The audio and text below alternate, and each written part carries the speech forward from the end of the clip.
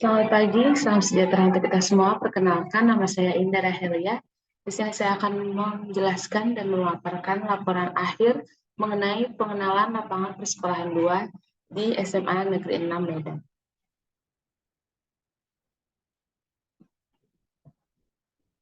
Dengan mata kuliah pengenalan lapangan persekolahan 2 dan Sekolah Mitra SMA Negeri 6 Medan, dengan Guru Pamong Bahtiar Tarigan SPD dan dosen pembimbing lapangan Pak Hairudin SSI MPD.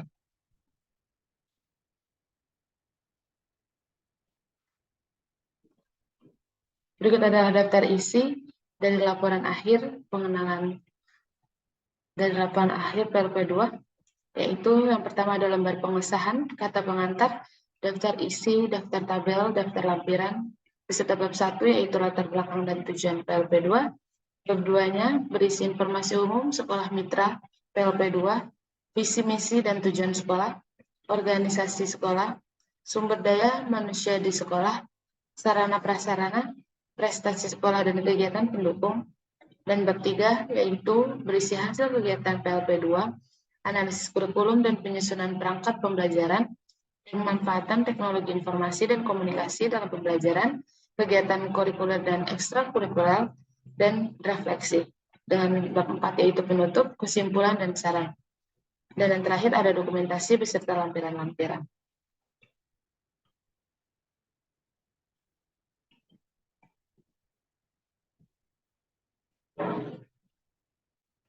Dimulai dari bab 1 yaitu pendahuluan dan latar belakang.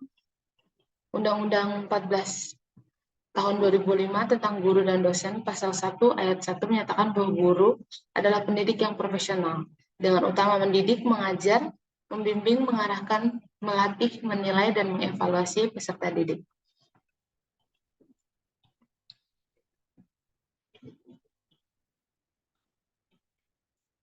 Kurikulum pendidikan program sarjana pendidik yang bermutu akan menghasilkan lulusan calon pendidik yang bermutu.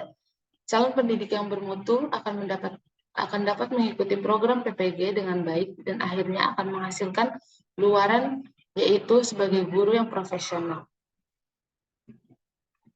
Menyikapi berbagai perundangan di atas, maka model pengembangan kurikulum pendidikan guru dilakukan dengan memperhatikan prinsip-prinsip yang berikut ini. Yang pertama, keutuhan penguasaan kompetensi yang terkait dengan akademik kependidikan dan akademik bidang studi, dan jika memungkinkan, keutuhan untuk pendidik akademik dan pendidik profesi, mulai dari perekrutan, pendidikan akademik, dan pendidikan profesi. Namun jika tidak memungkinkan terintegrasi antara pendidik akademik dan pendidik profesi, maka akan keutuhan antara akademik kependidikan dan akademik bidang studi adalah mutlak. Kedua, keterkaitan mengajar dan belajar. Prinsip ini menunjukkan bahwa cara guru mengajar harus didasarkan pada pemahaman tentang bagaimana peserta didik sebenarnya belajar dalam lingkungan.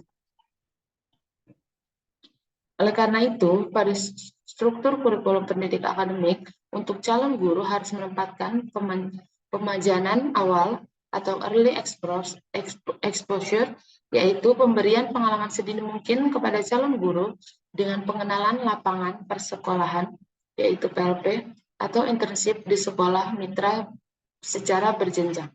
Ketiga, adanya koherensi antara konten kurikulum. Koherensi mengandung arti keterpaduan, keterkaitan, dan relevansi. Dari kerangka berpikir tersebut dapat dinyatakan bahwa penyiapan guru profesional harus disiapkan mulai dari jenjang akademik, baik pada tataran akademik di kampus maupun pengenalan lapangan sedini mungkin pada setting nyata di sekolah atau lembaga pendidik lainnya. Hal ini dimaksud agar sedini mungkin calon pendidik memahami, mengetahui, menghayati, menjiwai, dan memiliki kemampuan kritis dan analitis terhadap profesinya kelak. Untuk itu, inilah bab 1 yang menyatakan seluruh mahasiswa program sarjana pendidik wajib mengikuti tahapan pemagangan penyiapan calon profesional melalui PLP. Berikut adalah tujuan PLP 2. Yang pertama, menelaah kurikulum dan perangkat pembelajaran yang digunakan guru. menelaah strategi pembelajaran yang digunakan guru, menelaah sistem evaluasi yang digunakan guru, membantu guru dalam mengembangkan LPP, media pembelajaran, bahan ajar, dan perangkat evaluasi. Yang kelima, menelaah pemanfaatan teknologi informasi dan komunikasi. Yang keenam, melatih latihan mengajar dengan bimbingan guru pamong dan dosen pembimbing PLP2 dengan tujuan merasakan langsung proses pembelajaran serta pemantapan jati diri sebagai calon pendidik. Dan yang terakhir, melaksanakan tugas-tugas pendampingan peserta didik dan kegiatan ekstrakurikuler dan membantu guru dalam melaksanakan tugas-tugas pekerjaan administrasi guru.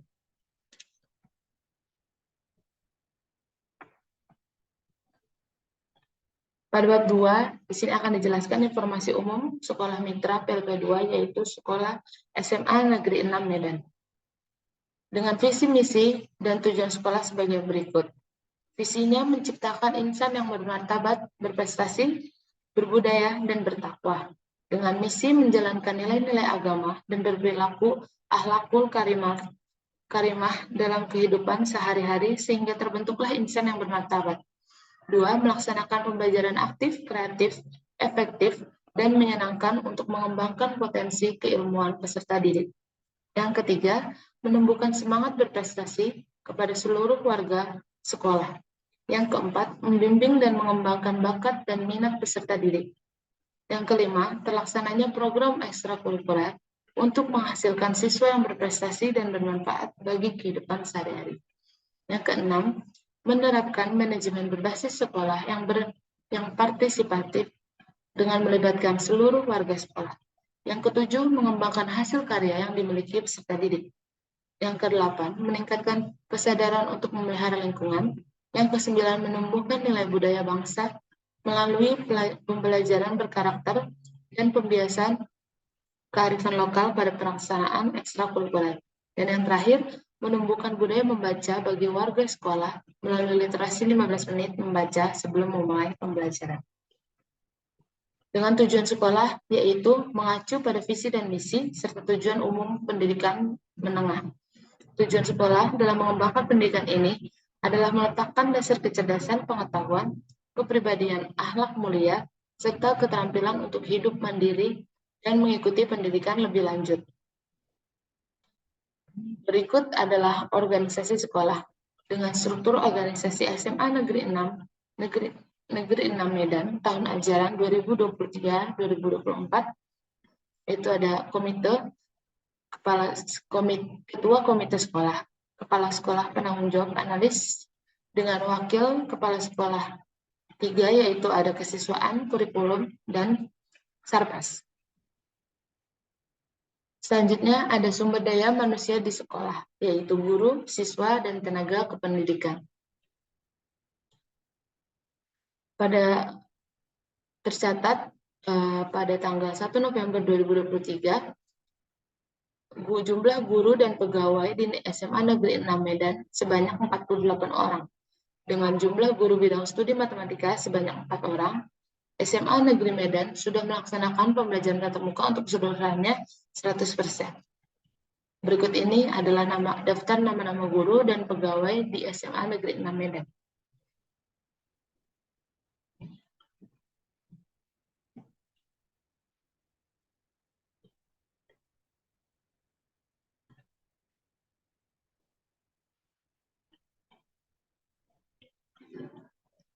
Dengan status guru atau pendidik yang PNS berjumlah 28 orang, 8 laki-laki dan 20 perempuan, GTT, keputusan Disdik Profsub dengan jumlah 7 orang, yaitu dengan 5 laki-laki dan 2 perempuan, dan non-GTT atau kepala sekolah atau komite itu 6 orang, 1 laki-laki dan 5 perempuan. Adapun sumber daya di sekolah SMA Negeri 6 Medan, itu guru laki-laki berjumlah 14 orang, guru perempuan 28 orang, pegawai tidak tetap 17 orang, peserta didik laki-laki 290, peserta didik perempuan 332, rombongan belajar 18 orang, PTK laki-laki 19 orang, dan PTK perempuan 30 orang. Terkhusus pada rombongan belajar di SMA Negeri 6, terdapat 18 rombongan belajar, yang diantaranya kelas 10, kelas 11, dan kelas 12. Kelas 10 terdiri dari 6 kelas, kelas 11 terdiri dari 6 kelas, dan kelas 12 terdiri dari 6 kelas juga. Rombel tingkat kelas 10 sebanyak 6 rombel menggunakan kurikulum Merdeka Belajar sehingga tidak memiliki jurusan atau program peminatan. Rombel tingkat 11 sebanyak 6 rombel dengan jumlah program atau jurusan atau peminatan sebanyak 2, yaitu IPA dan IIS atau IPS. Dengan jumlah MIPA, MIA, atau IPA sebanyak 4 kelas dan IIS atau IPS sebanyak 2 kelas.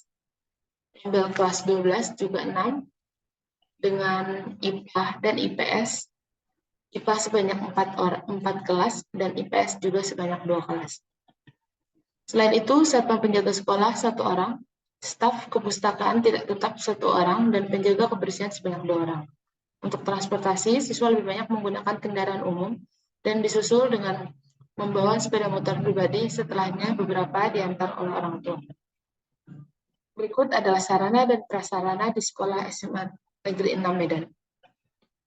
Ruang kelas sebanyak 18 unit dengan keadaan yang baik, ruang perpustakaan 1, baik, ruang laboratorium 4 unit dengan keadaan yang baik, ruang pimpinan 1 unit, ruang guru 1 unit, ruang ibadah 2 unit dengan ruang ibadah muslim dan non-muslim, ruang UKS 1 unit, ruang toilet 4 terdiri dari beberapa di lantai bawah dan lantai atas, ruang gudang 2, ruang bermain atau olahraga 1 unit, ruang PU 1 unit, ruang BK 2 unit, ruang OSIS 1 unit, ruang bangunan 1 unit dengan semua dalam keadaan yang baik. Selanjutnya ada prestasi sekolah dan kegiatan pendukung di SMA Negeri 6 Medan. Berikut adalah prestasi yang diraih oleh SMA Negeri 6 Medan dengan trofi yang dipajang di lemari khusus piala. Adapun prestasi tersebut adalah yang pertama juara 2 Festival Band HUT LP31 ke-20, juara 1 lomba musik akustik, juara 2 lomba pidato 3 bahasa, juara 3 gerak jalan regu putri antar SMA atau SMK, harapan 3 musikalisasi puisi, juara 1 lomba tari antar sekolah se-Kota Medan 2023, juara 2 teater antar sekolah se-Kota Medan 2023, juara 1 lomba pidato bahasa Indonesia tingkat SMA tahun 2023. Ini hanya beberapa yang ditampilkan di sekolah dari sekian banyak prestasi yang dimiliki oleh SMA Negeri 6 Medan. Selanjutnya kita masuk pada bab ketiga, yaitu hasil kegiatan LP2. Yang pertama ada analisis kurikulum dan penyusunan perangkat pembelajaran.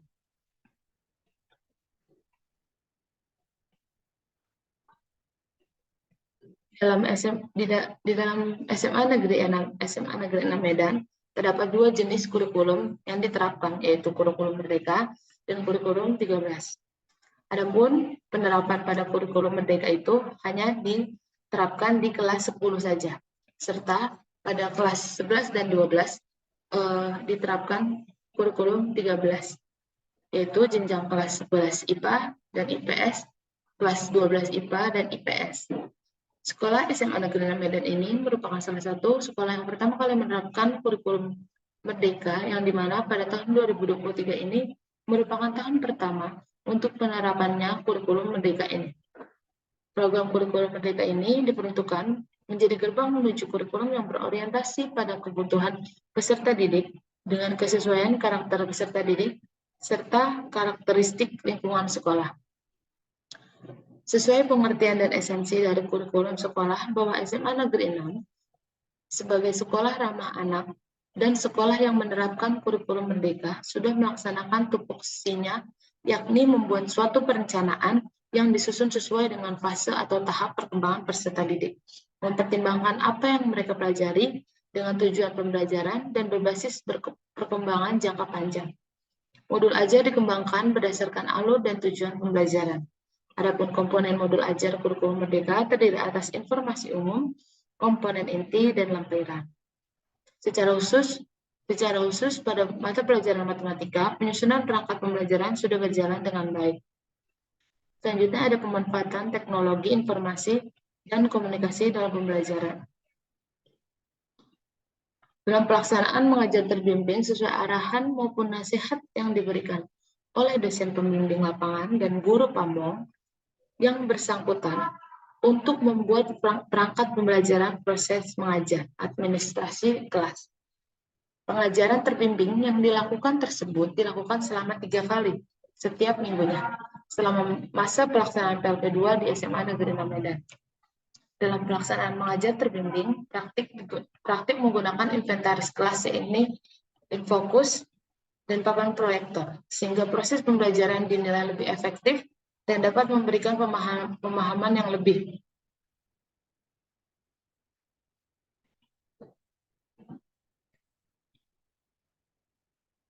Pemanfaatan media pembelajaran digital juga dipraktikkan dalam proses pembelajaran dengan tujuan mempermudah siswa dalam memahami materi yang diajarkan. Dalam praktik saya sendiri, saya menggunakan infokus yang disediakan oleh guru untuk menjelaskan materi transformasi geometri. Dengan bantuan infokus tersebut, saya dapat menyampaikan materi lebih efektif dan lebih mudah diterima oleh murid karena bersifat audio visual. Pemanfaatan teknologi dalam proses pembelajaran merupakan hal yang penting dilakukan oleh seorang pendidik dalam mengajar.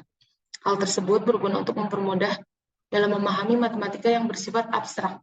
Untuk mempermudah dalam pemahaman materi pembelajaran, praktik menggunakan media pembelajaran disebut digital tersebut seperti PowerPoint, video pembelajaran digital menggunakan video script, dan quizzes.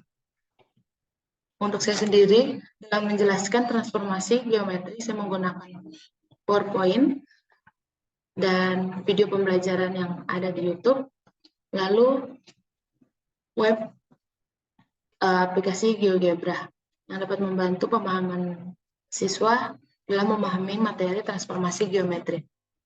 Teknologi informasi dan komunikasi telah merevolusi dunia pendidikan dengan menyediakan berbagai alat dan sumber daya yang memperkaya pengalaman pembelajaran. Di lingkungan pembelajaran, pemanfaatan teknologi informasi dan komunikasi memberikan beragam manfaat. Di antaranya yang pertama, aksesibilitas. Teknologi informasi dan komunikasi memungkinkan akses terhadap informasi dan sumber daya belajar dari mana saja dan kapan saja. Ini mengurangi hambatan geografis dan waktu dalam pembelajaran. Yang kedua, pembelajaran yang interaktif. Berbagai platform dan aplikasi teknologi informasi dan komunikasi memungkinkan interaksi langsung antara siswa dan materi pembelajaran. Ini dapat meningkatkan pemahaman dan keterlibatan siswa. Yang ketiga, penyampaian materi yang lebih menarik. Penggunaan multimedia seperti video, gambar, dan presentasi interaktif dalam pembelajaran lebih menarik dan mudah dipahami. Yang keempat, ada kolaborasi dan keterlibatan siswa. Antara kolaborasi online memungkinkan siswa bekerja sama dalam proyek, berbagi ide, dan belajar satu sama lain. Ini mendorong keterlibatan aktif dalam pembelajaran. Yang kelima, ada penilaian yang terukur. Sistem manajemen pembelajaran atau LMS memungkinkan guru untuk memberikan tugas, mengukur kemajuan, dan memberikan umpan balik secara online. Yang keenam, ada pengembangan keterampilan teknologi. Penggunaan teknologi informasi dan komunikasi dalam pembelajaran juga membantu siswa mengembangkan keterampilan teknologi yang sangat diperlukan dalam dunia saat ini. Namun, ada tantangan yang perlu diatasi, seperti kesenjangan akses ke teknologi, keterbatasan infrastruktur, dan tantangan dalam mengintegrasikan teknologi ke dalam kurikulum secara efektif. Penting untuk memastikan bahwa penggunaan teknologi informasi dan komunikasi dalam pembelajaran diimbangi dengan perencanaan yang matang, pelatihan bagi pendidik, dan perhatian terhadap kebutuhan individual siswa agar dapat memberikan manfaat yang optimal dalam proses pembelajaran. Yang ketiga ada kegiatan kokurikuler dan ekstrakurikuler. Adapun kegiatan ekstrakurikuler yang terdapat di SMA Negeri 6 Medan antara lain olahraga atletik, PMR atau Palang Merah Remaja atau UKS dan Dokter Remaja, Paskibraka, Pecinta Alam dan Lingkungan Hidup, SKI Seksi Kerohanian Islam, English Club, SKK Seksi Kerohanian Kristen, Sanggar Seni, KIK Kelompok Ilmiah Remaja, Madas Club atau Matematika Dasar Club, Pramuka, Sanggar Bahtera, dan Sabagiri. Tujuan kegiatan ekstrakurikuler di SMA Negeri 6 adalah sebagai berikut. Yang pertama, mendukung kegiatan intrakurikuler. Yang kedua, menampung dan menyalurkan bakat siswa. Yang ketiga, memberikan kesibukan yang positif. Yang keempat, memupuk rasa kebersamaan dan mencintai lingkungan sekolah. Yang kelima, meningkatkan prestasi siswa yang sudah ada atau yang sudah berbakat. Yang keenam, memantapkan wawasan wiyata mandala. Yang ketujuh, dapat mengikuti kegiatan atau pertandingan yang rekomendasi oleh Kandemdikbud. Yang kedelapan, kegiatan lainnya yang sangat mendukung prestasi sepanjang kemampuan dana yang masih mendukung. Dan yang terakhir, memanfaatkan waktu libur. Dalam pelaksanaan ekstrakurikuler di SMA Negeri 6 Medan, mahasiswa PLP 2 telah mengikuti ekstrakurikuler berupa Madas atau Matematika Dasar yang dilakukan setiap hari Selasa, Rabu, dan Kamis setiap minggunya setelah pulang sekolah dari pukul 2 siang sampai pukul setengah 4 sore. Adapun kegiatan ini dibagi jadi 2 sesi. Yang sesi pertama itu pada hari Selasa dan Kamis untuk kelas 11 dan kelas 12. Dan yang sesi kedua adalah hari Rabu untuk kelas 12. Selanjutnya ada refleksi. Refleksi adalah aktivitas pembelajaran berupa penilaian atau umpan balik peserta didik terhadap guru setelah mengikuti serangkaian proses belajar mengajar dalam jangka waktu tertentu. Refleksi juga dapat diartikan sebagai aktivitas peserta didik yang berisi ungkapan, perasaan, dan kesan atas pembelajaran yang telah diikuti. Selama observasi di SMA Negeri 6 Medan, penyusun dapat memberikan kesimpulan sebagai berikut. Yang pertama, keadaan fisik sekolah terdiri dari beberapa ruangan, yaitu ruang kepala sekolah dan guru, ruang kelas, lapangan voli, kamar kecil, lapangan basket, gudang, perpustakaan, dan UKS serta kantin. Kondisi lingkungan sekolah yang kondusif yaitu kebersihan, kebisingan, dan sanitasi lingkungan sekolah terjaga dengan baik. Di SMA Negeri 6 Medan sendiri terdapat beberapa fasilitas yang cukup memadai, yaitu diantaranya lapangan olahraga, ruang perpustakaan, laboratorium, musola, dan ruang UKS. Hubungan atau interaksi sosial di SMA Negeri 6 terjalan sangat harmonis. Semua masalah diselesaikan secara kekeluargaan di antara kepala sekolah, guru, tenaga pekerja, dan siswa di SMA Negeri 6 tersebut saling menghormati satu sama lain, serta tidak ada kesenjangan di antara mereka. Pelaksanaan tata tertib di sekolah SMA Negeri 6 Medan sudah dapat dikategorikan dalam keadaan yang tertib dan baik. Dari kegiatan observasi, pengelolaan administrasi SMA Negeri 6 Medan telah dilaksanakan dengan baik. Masing-masing pegawai juga melaksanakan tugas dan kewajibannya dengan baik. Yang terakhir ada bab penutup. Di sini ada kesimpulan. Berdasarkan kegiatan PLP 2 ini, tujuan dari PLP 2 telah ditetapkan, maka akan diperoleh kesimpulan sebagai berikut. Yang pertama, mengenai kurikulum dan perangkat pembelajaran, Sekolah SMA Negeri 6 sebagai sekolah ramah anak sudah melaksanakan tupoksinya, yakni membuat suatu perencanaan yang disusun sesuai dengan fase atau tahap pengembangan peserta didik, mempertimbangkan apa yang akan dipelajari dengan tujuan pembelajaran dan berbasis perkembangan jangka panjang. Sekolah ramah anak SMA Negeri 6 juga menerapkan kepada peserta didik untuk selalu disiplin dalam berpakaian dan kehadiran. Peserta didik diharuskan hadir ke sekolah paling lama pukul 6.30 waktu Indonesia bagian Barat, dikarenakan jam masuk sekolah yaitu pukul 7 waktu Indonesia bagian Barat.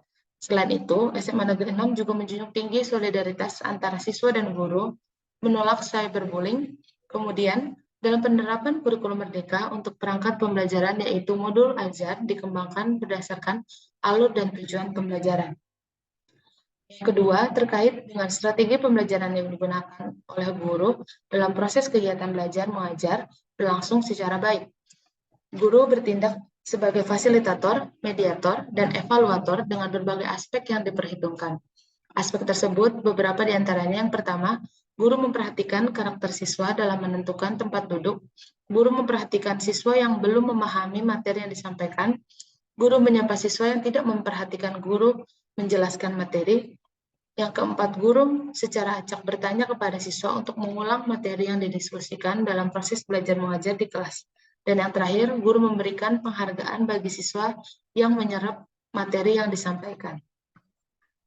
Kesimpulan yang ketiga, yaitu terkait dengan siswa, evaluasi yang digunakan sudah sangat baik. Sebagai sekolah penggerak, SMA Negeri 6 telah menerima konsep evaluasi yang telah ditetapkan oleh Kementerian Pendidik. Evaluasi pembelajaran pada sekolah penggerak SMA Negeri 6 Medan disusun dengan prinsip dan alur yang nantinya tidak hanya memberikan penilaian terhadap siswa, tetapi juga membantu guru dalam memperbaiki dan menyiapkan pembelajaran selanjutnya. Adapun saran, setelah melakukan proses pengenalan lapangan persekolahan 2 di SMA Negeri 6, telah banyak menerima pelajaran yang baik dan berupa keadaan langsung, saran dan masukan kepada sekolah dan guru-guru, dan juga dosen pembimbing lapangan. Dengan demikian, terdapat beberapa saran yang diharapkan mampu memberikan dampak positif kepada beberapa pihak, yaitu SMA Negeri 6, Universitas Negeri Medan, dan juga mahasiswa PLP 2. Antara lain yang pertama, kepada pihak Universitas Negeri Medan diharapkan agar mampu meningkatkan sosialisasi kepada mahasiswa calon PLP 2 yang akan mengikuti kegiatan atau program ini ke depannya sehingga mempunyai landasan dan arah tujuan yang tepat. Yang kedua, kepada pihak LPPM Unimed agar senantiasa memberikan surat tugas kepada dosen pengantar dan penjemput mahasiswa PLP 2 agar kegiatan dapat berjalan dengan baik dan terarah. Kepada pihak SMA Negeri 6 Medan diharapkan agar memberikan tempat berupa ruang kosong yang tidak digunakan agar senantiasa mahasiswa PLP 2 dapat berkumpul dan berdiskusi serta dapat beristirahat setelah mengajar maupun menunggu waktu mengajar. Dengan adanya ruangan tersebut, diharapkan tidak mengganggu suasana sekolah yang telah rapi akibat mahasiswa PLP 2 yang berdiskusi di lobi masuk sekolah SMA Negeri 6 Medan.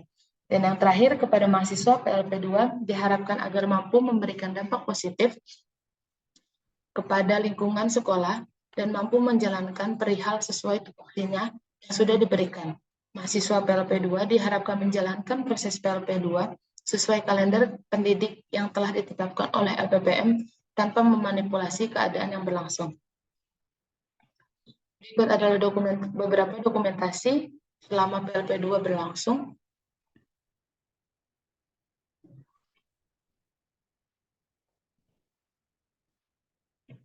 Dan berikut ini adalah lampiran-lampiran yang terdapat pada laporan akhir PLP 2.